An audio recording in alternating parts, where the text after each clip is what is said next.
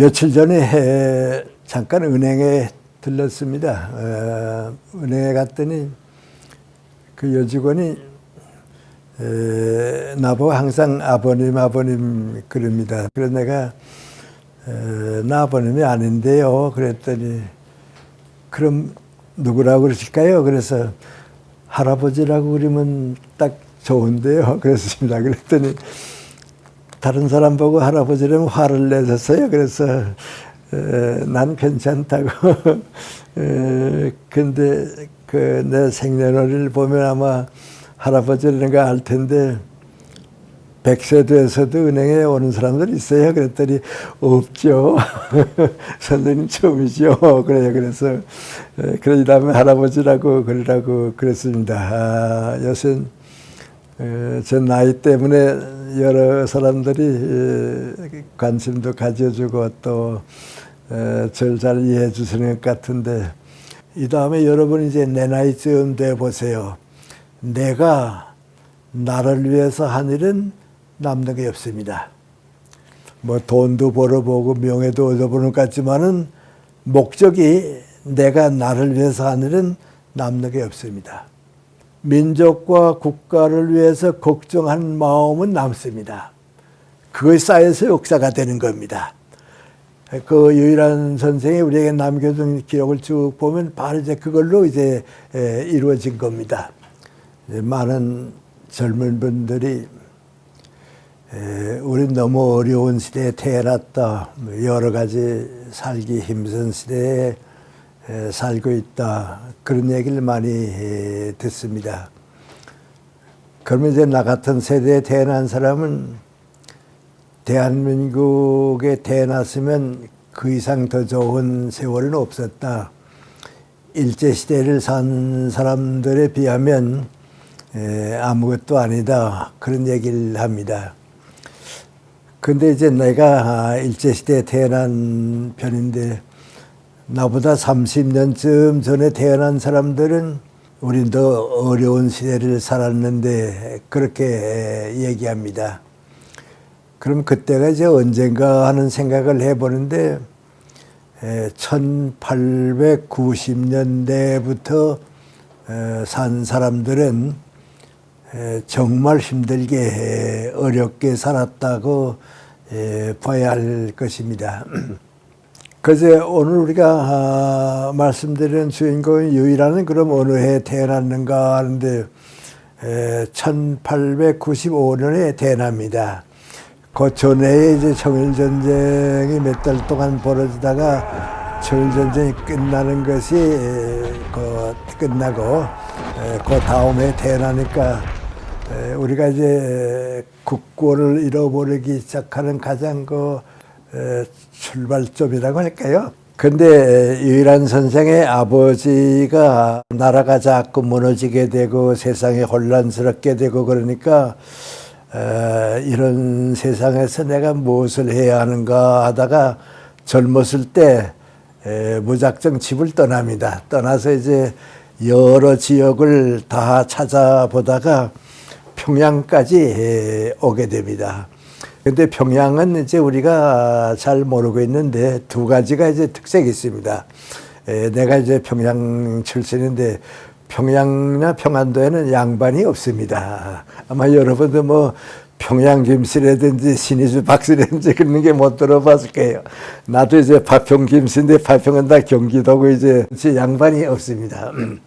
그 양반이 없는 사회는 계급이 없으니까요. 평화롭게 이제 삽니다. 거기다가 이제 기독교가 들어오니까 빨리 번지는데 그 유일한 선생 아버지가 이제 도움을 받아가지고 크리스찬이 됩니다. 크리스찬이 돼가지고 마지막에 이제 장로까지 되고 나니까 이제는 그 민족과 국가에 대한 걱정을 더 많이 합니다. 이제 거기서 결혼을 하는데 9명을 낳아가지고 이제 키우는데 유일한 이제 그 제일 맏아들입니다.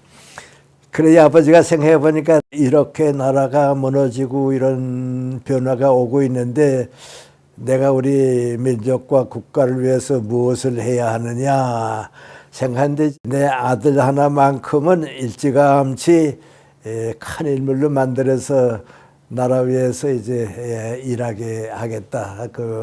일꾼을 만들어야겠다. 이제 그 욕심을 가집니다. 그 유일한 선생 아버지가 아들에게 이제 그걸 자꾸 넣어줍니다.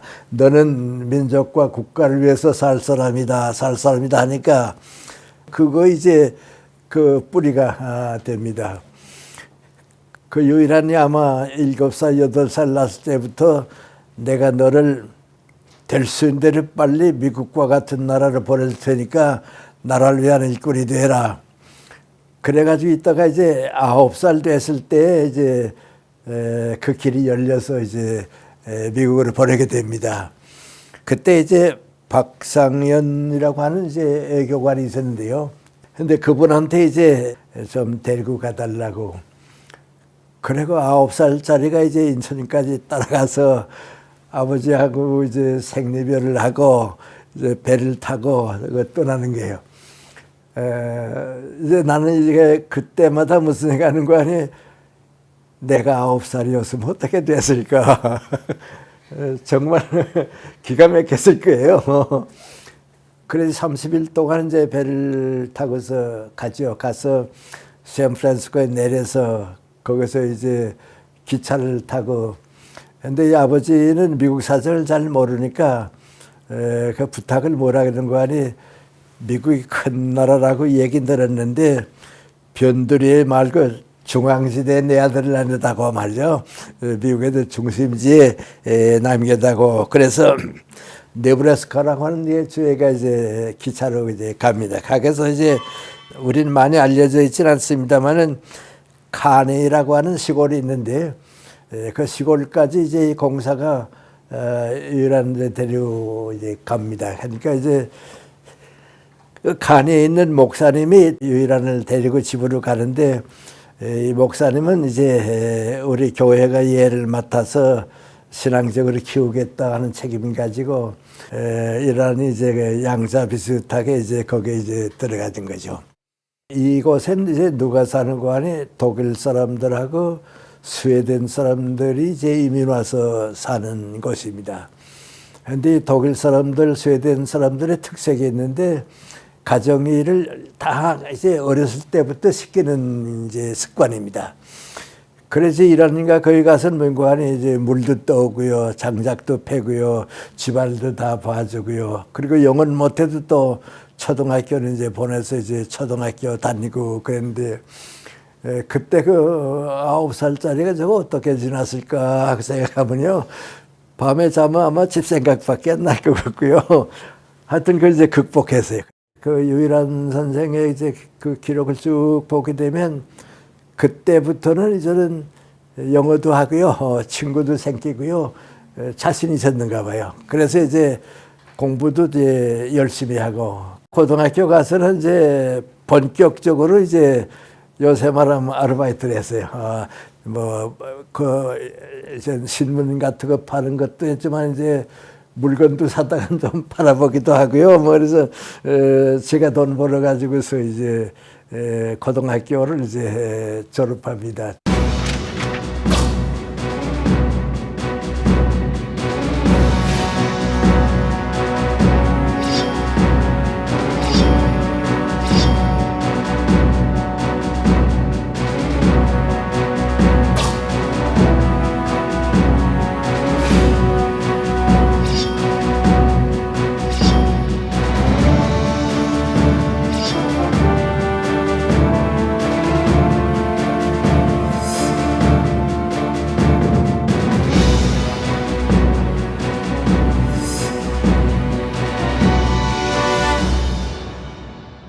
그 어려움을 겪고서 쭉 고등학교 졸업할 때가 이제 언젠가 하니 우리나라가 일본한테 주권을 뺏기는 이제 식민지가 되는 1910년이에요. 그런데 이제 고등학교 졸업반쯤 되니까 아버지한테서 편지가 오는데 뭐라고 편지가 오는 거 아니, 이제는 나라를 뺏기 때문에 빼앗겼기 때문에 평양에도 살지 않기로 못하기로 했다. 그래서 온 가족이 이제 만주 간도 지방으로 이제 이사를 가니까 알아라 말이죠. 우리 집안은 다 이제 쫓겨서 간다. 이제 그런 이제 슬픈 소식을 듣습니다. 근데 이제 그땐 유일한이 어렸을 때니까 무슨 뜻인지 이제 몰랐는데 후에 이제 들려와서 보니까 이제 일본 정책이 이제 어떻게 되는 거 아니? 만주와 중국을 이제 점령하게 되고 이제 그랬으니까 이제 한반도에는 일본 사람들이 와서 살고 한국 사람들은 다 이제 만주를 쫓아보내자 이제 그 정책이 이제 이루어지는 때입니다. 그 나도 이제 어렸을 때는 이제 그랬었구나 하는 걸 이제 느끼게 돼요. 그러니까 우선 가난한 사람들이 간도로 가서 이제 농사를 짓고요.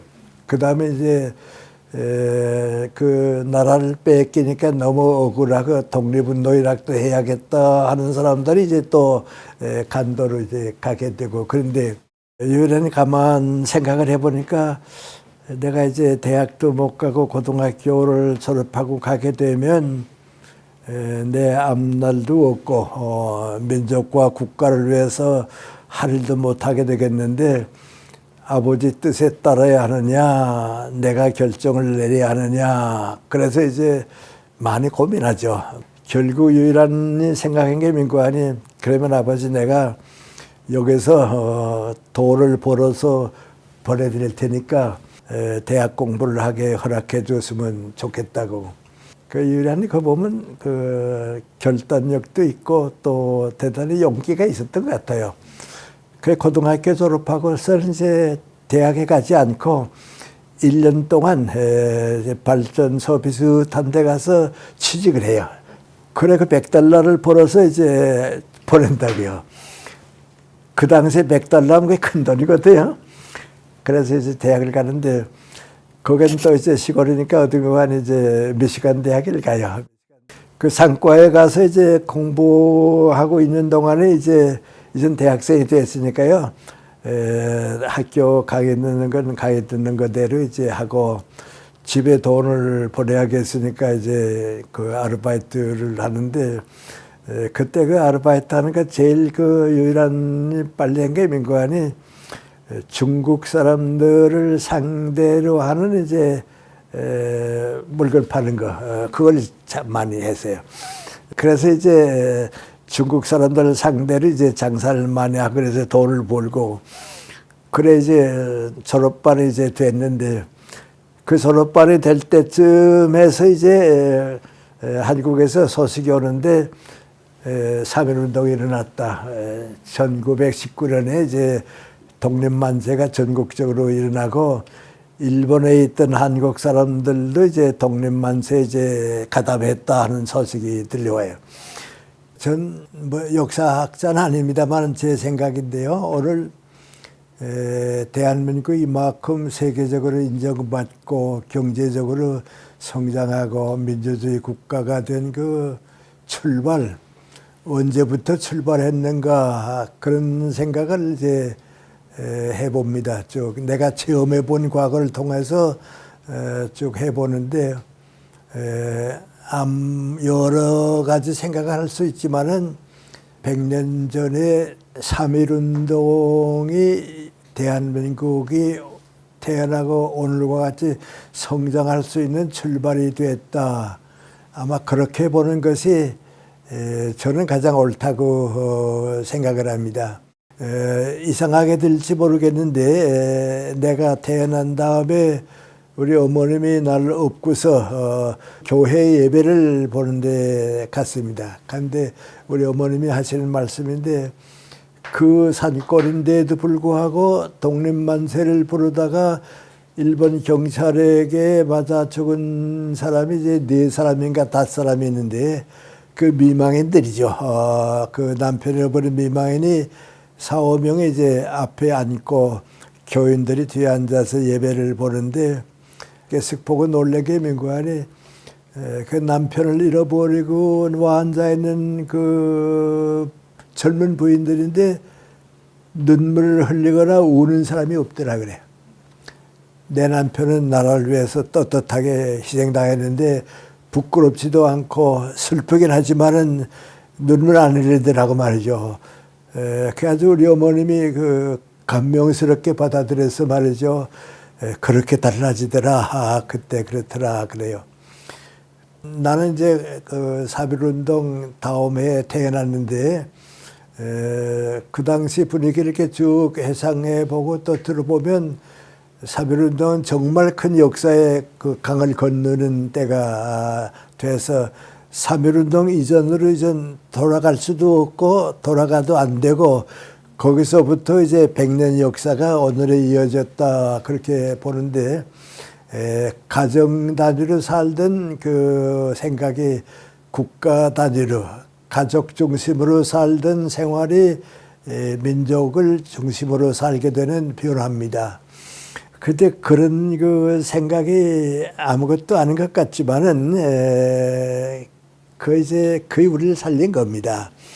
근데 이제 고 3.1운동 일어나기 전에 이제 문제가 이제 하나 생겼는데 그게 무슨 문제인가 하니, 유일한 같은 사람은 한국 사람으로 한국 국적을 가지고 이제 미국에 갔거든요. 그 다음부터 이제 일본한테 주권을 뺏기고 일제 밑에 간 사람들은 국적이 한국 사람이 아니고 일본 사람이거든요. 그러니까 이제 같은 우리나라 사람인데 1910년 이전에 미국 간 사람은 한국 국적이고 1910년 이후에 간 사람은 일본 사람이 됐거든요.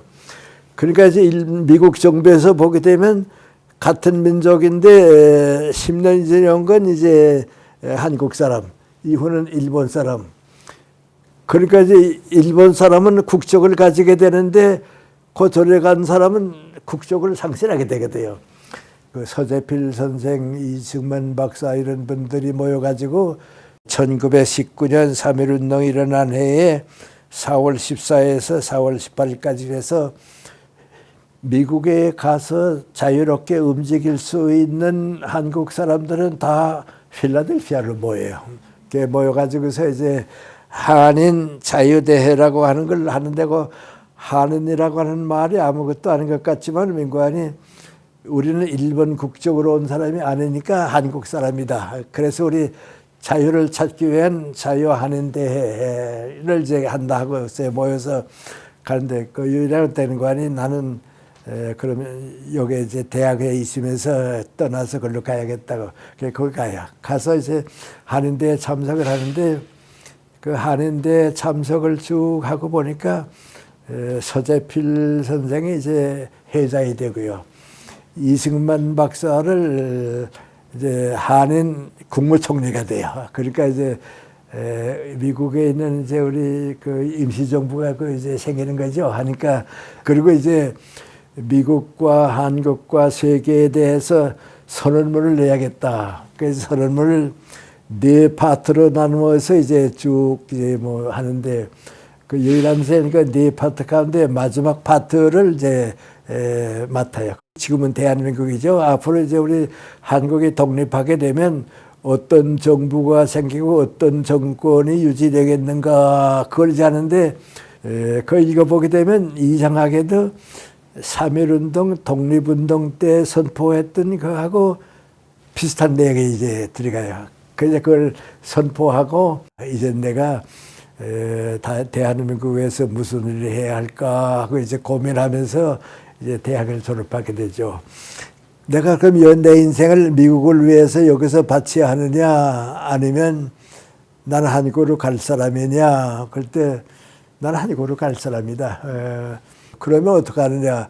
한국으로 갈 기반을 만들어야겠다.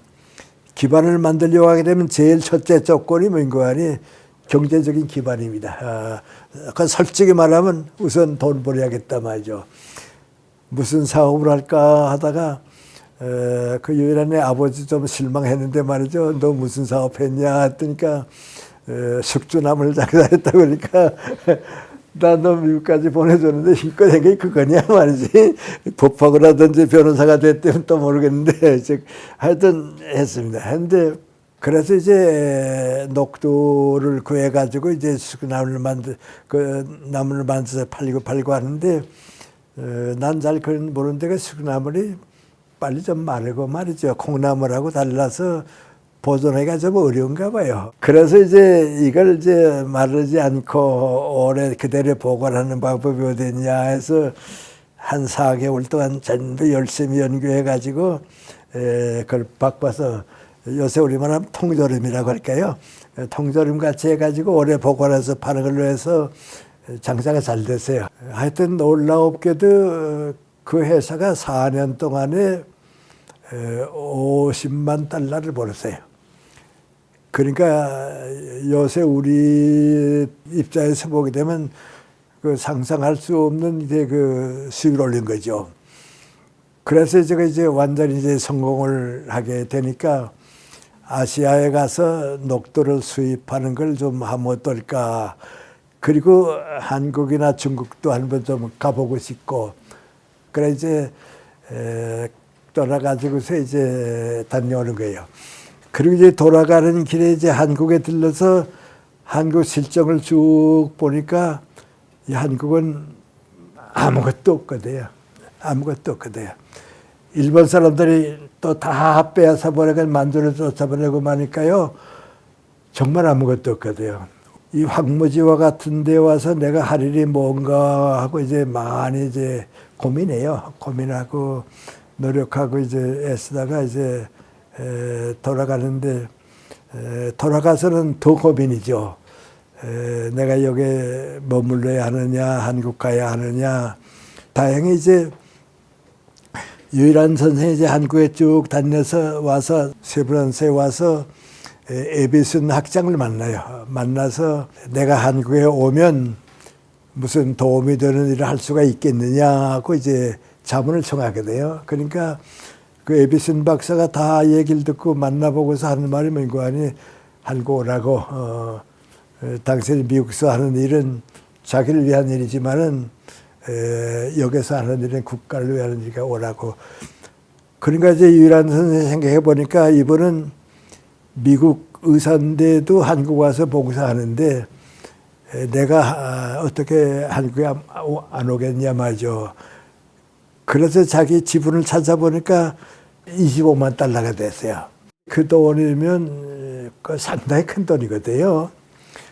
25만 불을 현금으로 이제 돈으로 가져가는 건 좀 불안하고 그러니까 뭐든지 한국 가서 도움이 될 만한 걸 좀 이제 물건으로 가져가야겠다.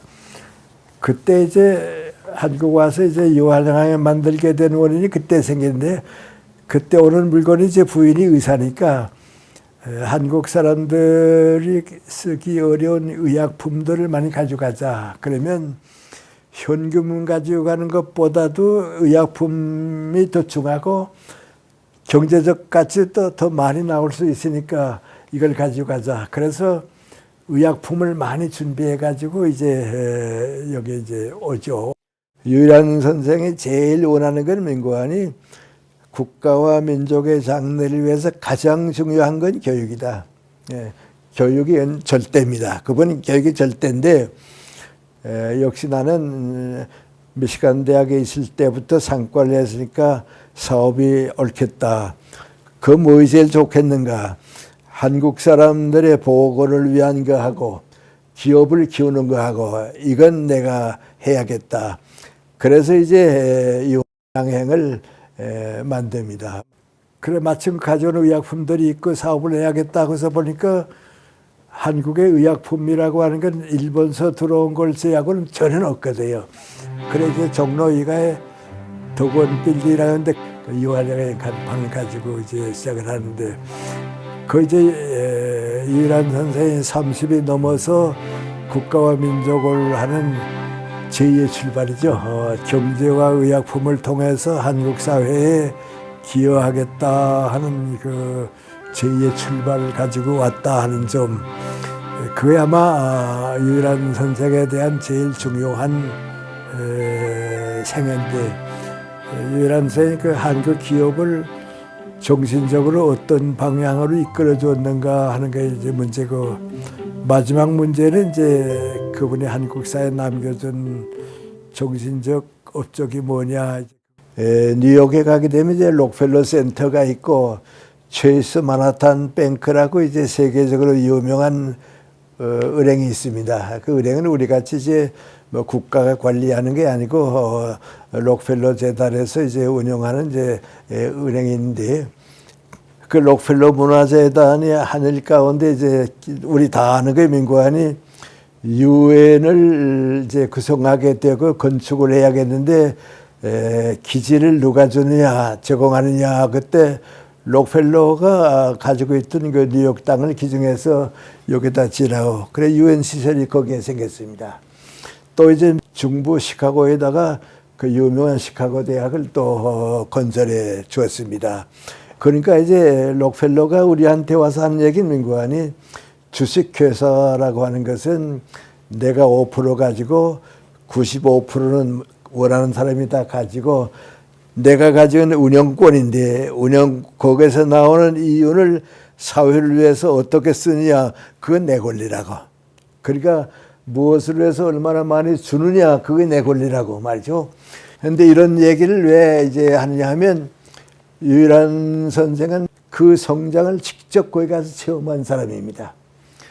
그리고 이제 한국에 와서 경제적인 면에 있어서 내가 여기 와서 주식회사를 해야겠다. 그리고 앞으로 내가 가지는 경제 활동은 모든 면에서 이제 나라를 위해서 도움을 줘야겠다 하는 생각을 가지고 왔는데, 그 생각이 지금까지 변화는 없습니다. 그래서 이제 한 10여 년, 15, 16년 동안 이제 유한을 키우는데, 또 유일한 선생님 가만 생각해 보니까 아무래도 그 당시에는 이제 미국의 제약회사들이 많이 올라가 있다고는 해도 유럽 문화가 앞섰던 때니까요.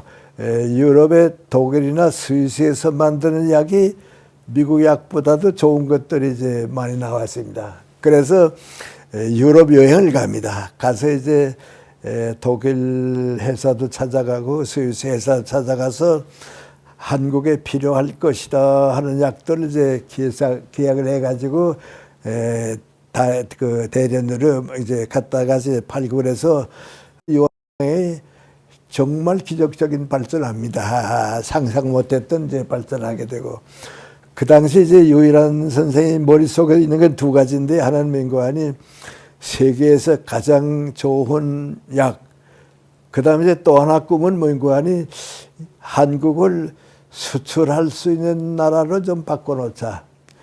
수입만 하지 말고 수출하는 나라로 좀 바꿔놓자. 이제 이 꿈을 안고서 쭉 하고 있는데, 재미있는 그 얘기가 하나 있는데요. 그때 이제 그 유일한 선생이 가장 신뢰하고 유능하다고 보는 이제 사람이 있었는데, 그분이 이제 만주 일대 시장을 이제 쭉 이제 시찰했습니다. 시찰하고 서울에 돌아와서 사장님, 그러니까 무슨 보고가 있냐고, 아주 쉽게 돈 버는 방법이 있습니다. 뭐냐고 그랬더니, 만주는 아편에 대한 제약이 없습니다. 마음대로 들어오고 그러는데, 전부 그 아편을 가지고서 쉽게 돈을 버는데 우리도 그랬으면 어떨까요? 그랬습니다. 그때 이제 그 아편을 가지고 돈 벌면 정말 그건 떼돈이가 돼요. 그래서 이제 여행을 위해서 그 얘기를 했는데, 유일한 선생이 그 얘기를 듣더니, 너 정신이 있냐? 난 너하고 일 못한다. 나가라 말이죠. 우리가 원하는 건 한국 사람이건 중국 사람이건 그분들의 건강을 위해서 하는 거지 돈 벌기 위해서 하는 건 아니다. 그렇게 나쁜 짓 해서 돈 벌게 되면 그 어디 갔을 거냐 말이죠. 당장 나가라고 말이죠. 그래서 그렇게 화를 낼 줄 몰랐다가 그만 이제 미안하다고 말이죠. 제가 잘못 생각했습니다. 그랬더니 확실히 얘기하는데, 우리 회사는 건강에 손해가 될 만한 약을 만들어서도 돈벌이 하면 되겠다 하는 건 절대 못한다 말이죠. 그 지금도 이제 뭐 그저 큰 의미에서 보면 요양에 안 하는 것 가운데 하나가 민관이 드링크 약품 없습니다. 예, 안 왜냐면 그건 이제 돈은 많이 벌지만은 그건 안 된다고 해서 하나. 그런데 그 유일한 선생님 절대로 신용 하나 가지고서 산다고 하는 건 그 사람의 성격인데, 그 사람의 성격 가운데 제일 중요한 게 민관이 성실하고 신의가 있는 거. 내가 어디 가서 뭐 하든지 또 누구를 대하든지 성실하고 신의가 있게 산다. 그 이제 그 기업의 뿌리입니다. 지금도 그렇습니다. 유일한 그 광고를 하게 되면 절대로 다른 회사를 뭐 비판하거나 그건 안 하고요. 우리를 믿어라. 우리를 믿게 되면 된다 그겁니다.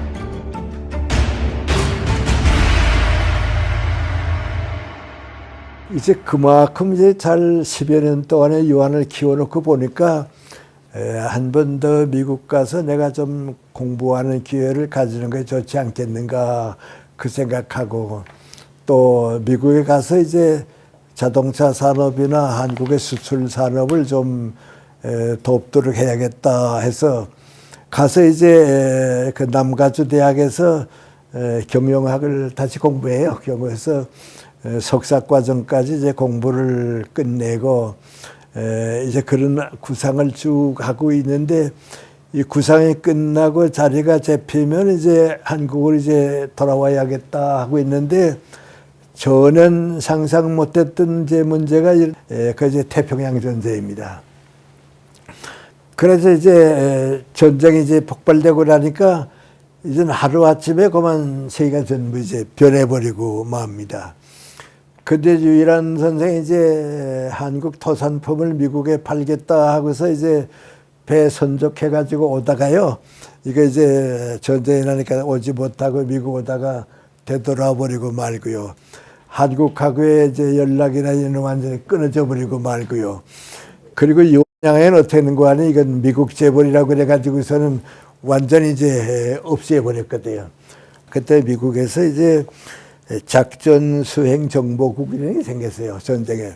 거기에 이제 한국 관계 고문으로 들어가고 대지라고 하는 소설로 노벨상을 받은 폴복 여사는 이제 중국의 고문으로 들어가고요. 그래서 거기서 이제 많이 이제 활동을 하는데 전쟁이 끝날 때까지 그 정보국에서 고문으로 일을 했어요.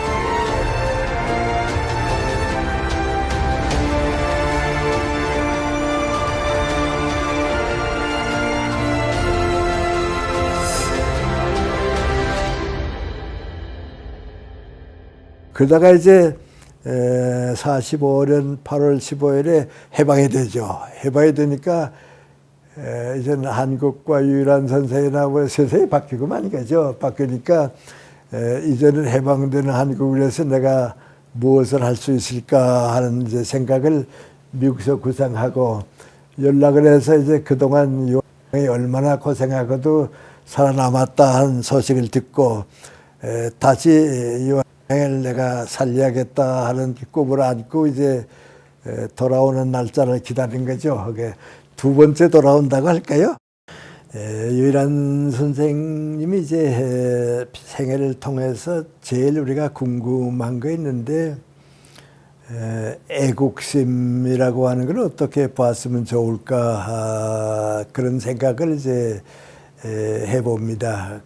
우리가 애국심이라고 하는 것을 그저 뭐 이렇게 특별히 어렵게 생각한다든지 애국심 이런 것이다 하는 걸 정해짓는 게 아니고 무슨 판단을 내리든지 세상 역사를 보든지 개체 나의 위치와 부분과에 속한 그 위치와 전체를 함께 봐야 한다. 이제 그렇게 봅니다. 그럼 이제 사람이 산다고 하는 건 무엇을 말하느냐? 유일한 선생의 경우를 이제 내가 나 자신기로 또 우리가 받아들이는 걸 민구하니 나는 내 직장을 통해서 민족과 국가에 이바지하고 있다. 그래서 민족과 국가가 좋은 나라와 민족이 되게 되면 그때는 내가 행복하게 살 것이다. 내가 보람 있게 사는 것이다. 그런데 나는 내 직장과 나와만 도우면 괜찮다. 나 행복하게 살면 좋다고 나라 생각을 못하게 되면 후일에는 나라가 불행해지면 내 직장도 잘못되고 나도 불행해지는 겁니다. 유일한 선생 얘기를 하게 되면 그 당시에 꼭 같이 생각하는 사람이 하나 있는데요. 그 누구하니 화신백화점을 만든 박흥식 선생을 생각하게 됩니다. 그래서 이제 그 당시에는 전 평양에서 중학교 다닐 때인데 다른 사람은 몰라도 이제 유한양의 유일한 화신백화점의 박흥식 이 두 사람은 다 알고 있는데 사실 일제 시대를 쭉 보면요 박흥식 씨가 이제 그 화신을 깨우건 상당히 그 큰일 했습니다. 백화점 만들었는데요. 근데 왜 지금 다 없어지고 말았는가? 나를 위해서 이랬기 때문이겠습니다. 이 화신 백화점을 통해서 내 재산을 늘려고 하면 없어졌습니다.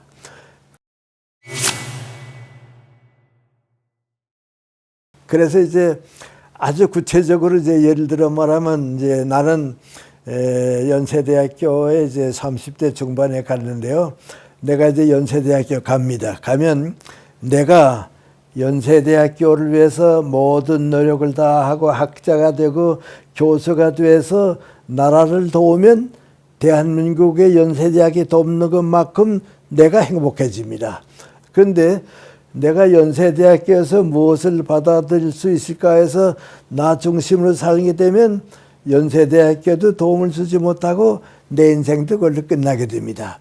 학자가 학문을 통해서 사회에 도움을 주고 예술가가 예술을 가지고 사회에 기여하고 정치가들이 정치를 통해서 사회를 돕듯이 기업가는 그 큰 기업을 운영함으로써 그 재산의 가치를 사회에 주는 기업이지 그걸 우리가 소유하는 건 이제는 아니다.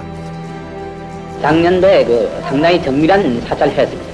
그 결과 대부분의 업체들이 상당한 추징액을 물었음에도 불구하고 왜냐하면 일전의 추징금도 물지 않는 말하자면 완전한 그 세무 정리가 되어 있다 이렇게 얘기할 수 있는 모범적인 업체입니다.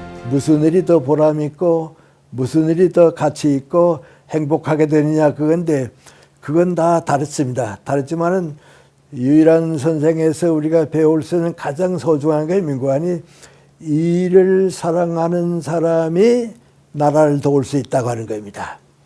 일을 사랑하는 사람이 아니면 나라를 돕지 못합니다. 그러니까 유일한 선생이 제일 싫어하는 게 민구하니 공짜를 원한다든지 일의 대가가 아닌 것을 원하는 것은 그건 아니다. 근데 이제 그걸 나도 이제 우리 역사를 통해서 쭉 보게 되는데요. 유일한 선생이 이제 평생 가장 많이 쓴 말이 있습니다. 그건 민구하니 나라가 먼저고 국가가 먼저고 그 다음엔 교육이 다음을 차지하고 가정은 마지막이다. 그런 얘기를 하는데요. 일본 사람들 그렇게 가혹한 제재와 어려움을 겪으면서도 살아남았습니다.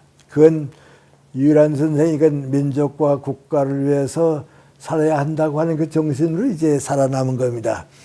유일한 선생을 통해서 우리가 받아들인 몇 가지 있는데 민구하니 자기 주식회사에서 자기에게 오는 분은 많이 이제 사회에 좀 남겨줬습니다. 그래서 이제 쭉 이제 그 일을 다 정리하고 이제 있는데 이제 제일 그 어려운 문제는 민구하니 유일한 선생의 70이 넘었으면 이제는 후계자를 정해야겠는데 누가 돼야겠느냐. 그런데 이게 내 아들에게 이걸 맡기게 되게 되면 잘 운영하느냐 하는 게 첫째 문제고, 국가와 사회를 위해서 환원할 수 있겠는가 하는데 자꾸 거리를 느끼게 됩니다. 아마 그때 제 유란 선생이 이제 아버지로서 기업을 사랑하는 마음에서 안 되겠다 싶어서, 본래 내가 생각했던 대로 기업은 유능한 한국 사람에게, 가족 아닌 사람에게 맡기는 게 이제 그분의 뜻이니까요. 이제 다른 분한테 이제 맡기고 이제 보내죠. 그 다음부터는 보면 갑자기 이제 건강이 나빠지기 시작합니다. 그분이 이제 마지막 소원이 뭐인가 하니, 이제는 내 마지막 사업이 이제 교육을 해야겠다. 그래서 세브란스의 그 김명선 박사님한테 부탁을 해서 우리 한국의 가난한 젊은이들이 무료로 돈 안 내고 기술 교육을 받을 수 있는 교육을 해보자고. 그 자기 이제 개인 재산을 해가지고 학원을 만들고 그걸 자꾸 키워가는데, 김명선 박사는 당신이 생각하는 그대로 하게 되면 그걸로 끝나고 말고, 우리 제도와 교육 제도를 따라가지고서 자꾸 키우지 않으면 이 다음에 남을 수가 없으니까, 다 가난한 학생들에게 무상으로 교육하는 건 한계가 있으니까 일반 학교를 만들자. 그래서 이제 공업고등학교로 출발했다가 이제 공업전문대학으로 이제 가게 됩니다. 그거 다 이제 하는 걸 보고서 이제 내 평생 소원이었던 교육까지 되고 나니까 이제 됐다.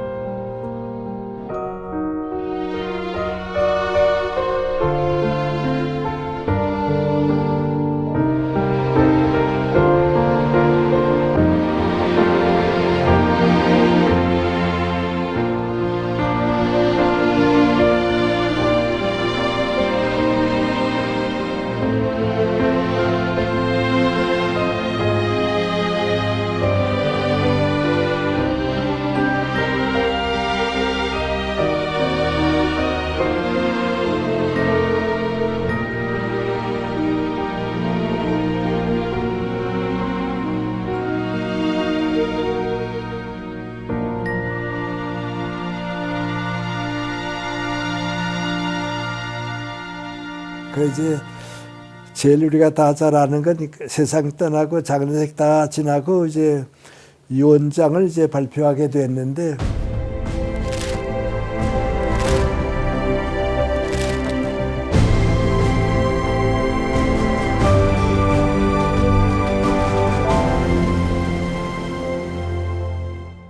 유일한 씨가 이제 제일 처음에 애선녀한테 대학 졸업할 때까지 학비를 준비해주고, 그 다음에 이제 유란 선생이 제일 이제 아끼고 있었던 게 민구안이 늦게 시작했지만은 학원에 와 있는 학생들, 어린 학생들을 이제 하고 그 유한동산을 이제 쭉 만드는데, 그 따님에게 이건 내가 맡아서 쭉 관리하게 하는데 울타리를 만들지 말고 젊은 학생들이 거기서 행복하게 뛰어나는 걸 좀 이제 보고 싶으니까 내가 좀 맡아다고 이제 부탁을 하죠. 그리고 나머지 재산은 전부 이제 사회에 이제 환원을 해서 당시에는 이제 남기는 게 없죠. 세상 떠나고 난 다음에 그 많은 재산을 가진 사람이 이렇게 검소하게 살아나고 남은 게 별로 없었다. 그래 양복도 몇 번 안 되고, 그 유명한 얘기는 말년필을 하나 가지고 뭐 셰퍼 말년필 18년 썼다고 뭐 그러죠. 그래서 말년필을 사가지고 쓱 쓰다가 이제 고장이 났는데, 그걸 이제 미국 본사에다 보내서 고장난 걸 수선해달라고 그래서 보냈더니, 미국 회사 그걸 보고서 이 옛날 말년필 이거 우리 회사도 못 가지고 있는데 여기다 두어두고 좋은 걸 주겠다 그래서 와서 이제 그걸 쓰고 이제 그랬고요. 나는 이제 그런 생각을 하고 있는데요. 그걸 역사의식이라고 부르는데, 역사의식이 있는 사회하고 없는 사회하고는 다르다. 그래서 우리가 좀 그 가운데 가장 좋은 것 가운데 하나는 민구안이 존경스러운 사람들의 전기를 있게 하자 하는 거예요. 난 지금도 이제 고맙게 생각하는 거예요. 간디 선생의 자서전을 내가 쭉 좀 읽었거든요. 그걸 그때 중학생 때 읽었는데 지금까지 영향을 주고 있거든요. 제가 유일한 생애와 사상의 책을 쓴 이유가 있는데, 미국에서는 이제 벤자민 프랭클린의 자서전이라든지 조지 워싱턴 전기라든지 아브라함 링컨 전기라든지 존경스러운 지도자들의 전기를 다 젊었을 때 읽는데 우리 너무 그거에 없다. 그래서 그런 전기를 남겨줄 만한 사람을 우리가 골라보면 어떤 사람이 있을까, 이제 그런 얘기를 하다가 유일한 선생의 전기가 너무 없는 것 같다. 하나 만들었으면 좋겠다. 이분쯤은 무슨 정신을 가지고 어떻게 살았다 하는 걸 내놓아서 부끄럽지도 않고, 우리 좋은 사람들에게 이제 희망이 될 거다. 그래서 이제 내가 쓰고 이제 그랬는데, 지금 쭉 생각해 보면 유일한 선생이 정말 고마운 분이고, 제일 중요한 건 역사 공부한 사람은 오늘 현재가 왜 이렇게 됐는가, 과거를 거울 삼아 가지고요, 그럼 앞으로는 어떻게 해야 하느냐 하고 미래를 창조하게 되거든요. 역사가 귀하다고 하는 건 미래를 창조하기 위해서는 역사가 없으면 창조를 못 하거든요. 이제 그런 점에서 유일한 선생에 대한 생각도 좀 여러 사람 가운데 한 분으로 좀 받아들여 줬으면 좋겠다 하는 생각이죠. 이 정신을 다른 사람은 모르지만은 앞으로 한 50년 동안도 기업가들은 읽었으면 좋겠어요. 이건 좀 미안한 얘기지만은 기업가들은, 사업을 하는 사람들은 이 정신이 얼마나 소중하고 희망적이고 귀하다 하는 걸 좀 알았으면 좋겠어요. 유일한 선생에 대한 가치를 좀 받아들여서 이렇게 살릴 수 있다고 하는 것, 또 그것이 가장 우리에게 주어진 또 책임이 아닌가. 그래, 나는 부끄럽지 않고 그것이 하나 희망이 될 수 있지 않을까, 그런 생각을 가지고 재출발했으면 좋겠다. 또 제가 그런 일에 아주 작은 도움이라도 됐으면 좋겠다 싶어서 오늘까지 이런 말씀을 드리고 이 말씀으로 마무리할까 생각합니다.